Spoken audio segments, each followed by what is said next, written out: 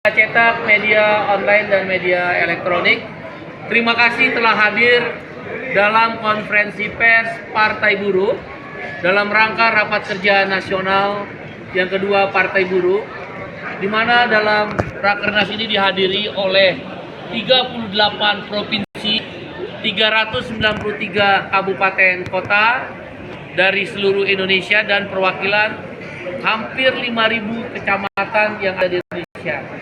Yang hadir sekitar 700 orang di ruangan Hotel Tavia Cempaka Putih, yang melalui Zoom ada hampir kurang lebih 500-an orang.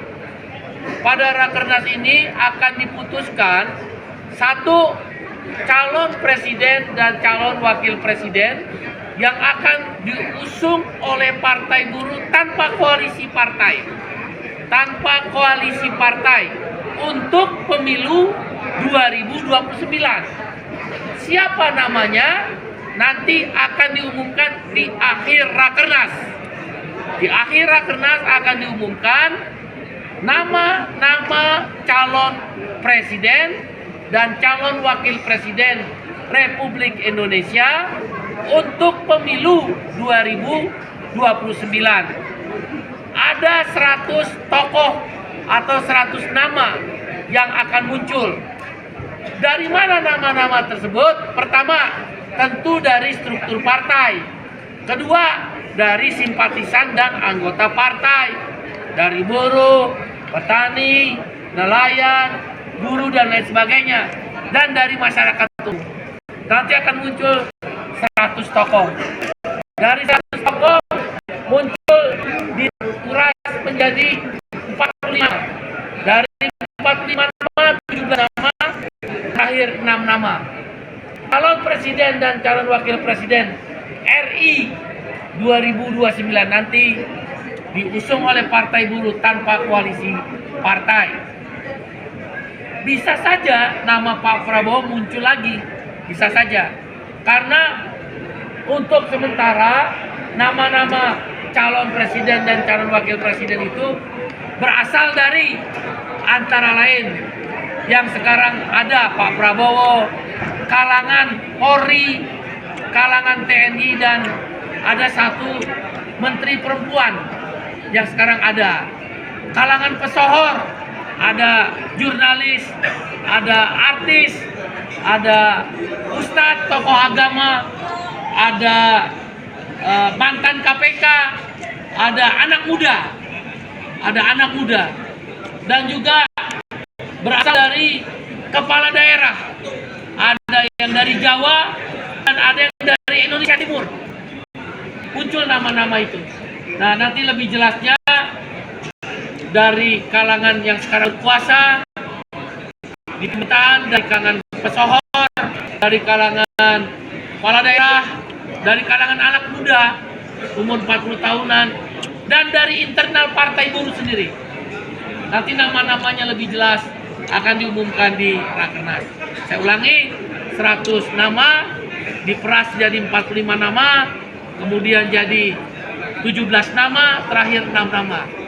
Dan diusung tanpa koalisi partai dengan mekanisme polling. Polling, survei internal melibatkan kampus, kuesioner ke jutaan, puluhan juta simpatisan dan anggota masyarakat dan anggota Partai Buruh, dan juga melalui mekanisme seleksi oleh guru besar independen. Calon presiden Republik Indonesia dari Partai Buruh dipilih oleh rakyat melalui tadi polling, survei, kuesioner dan sebagainya. Jadi partai tidak memilih siapa calonnya, rakyat yang memilih. Sedangkan calon wakil presiden baru partai yang akan memilih. Siapa, mekanisme, sistemnya nanti diputuskan dalam Kongres Partai Buruh tahun 2026 bulan Januari. Itulah yang akan diputuskan dalam rakernas ini, nanti dibawa Kongres Partai Buruh Januari 2026. Untuk saat ini, dukungan Partai Buruh kepada Bapak Presiden Prabowo Subianto tetap, tapi dengan 6 harapan. Yang pertama, Omnibus Law, alhamdulillah sudah selesai, menang. Yang kedua, upah layak juga sudah, tapi kita tunggu tahun-tahun berikutnya bagaimana. Yang ketiga, hapus outsourcing. Kita minta Pak Prabowo menghapus outsourcing. Yang keempat, reforma agraria dan kedaulatan pangan. Kita tunggu swasembada pangan kan kedaulatan pangan, tapi reforma agrarianya belum jalan. Yang kelima, kuliah gratis. Yang keenam, guru dan tenaga honorer diangkat jadi PNS atau ASN. Mudah-mudahan dengan pengetatan anggaran bukan berarti tidak ada pengangkatan. 6 harapan itulah yang tetap kita gantungkan kepada Bapak Presiden Prabowo dan dukungan kepada beliau oleh Partai Buruh tetap sepanjang 6 harapan. Dan yang terakhir, terhadap beberapa isu Partai Buruh akan mengirimkan tim hukum karena pemerintah sampai hari ini belum menjemput buruh migran yang masih dirawat di Malaysia. Tim hukum ini akan datang. Kami akan bekerja sama dengan Serikat Buruh Malaysia, Malaysia Trade Union Confederation (MTUC). Saya kenal dengan presidennya. Saya akan kirim Partai Buruh bersama KSPI, KSPSI, AGN. Apalagi Andi Gani kan presiden ASEAN, presiden Serikat Buruh ASEAN. Kita kirim. Kemudian untuk pagar laut, kita akan instruksikan dari Tangerang Raya, Partai Buruh akan memeriksa benar nggak tuh pagar laut dibongkar semua, karena gara-gara gas LPG hilang pagar laut. Jangan-jangan LPG ini pengalihan isu supaya pagar laut yang sudah mengarah pada 1-2 orang konglomerat tidak dilanjutkan kasus hukumnya. Ya, terhadap gas LPG kita minta memastikan tidak ada lagi kelangkaan, dan terhadap kebijakan jaminan kehilangan pekerjaan yang dibayar 60% dari upah terakhir, tapi batas upah tertingginya 5 juta rupiah. Bila terjadi PHK, kita mendukung. Tapi sebenarnya kita dukung bukan itu. Yang kita inginkan adalah jaminan pensiun. Selama 2 tahun, kalau orang di PHK itu dibayar. Memang di negara maju begitu. Memang sistemnya adalah iuran dan juga dari negara. Jadi yang benar itu kita minta 2 tahun. Tapi kita terima kasih. Sudah 6 bulan, terima kasih. Kita minta 6 tahun, 60% dari upah yang terakhir diterima. Tapi bukan 5 juta batasnya.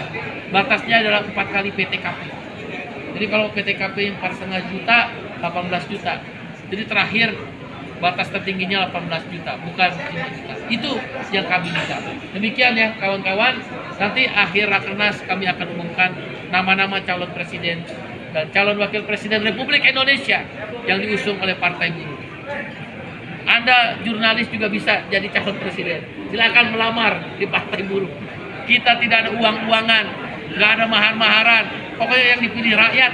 Sepanjang tembus angka 10 juta bisa kita lakukan. Misal salah satu pesohor kan Najwa Shihab muncul namanya, Reza Rahardian muncul namanya, Abraham Samad, Ustadz Adi Hidayat, itu yang pesohor. Ya itu udah mulai muncul nama-namanya. Bahkan Dian Sastrowardoyo, Usman Hamid itu juga muncul. Salah satu dari kandidat Hopipa dan Deddy Mulyadi dari Pilkada juga muncul. Kalau Pak Prabowo juga namanya muncul. Ya.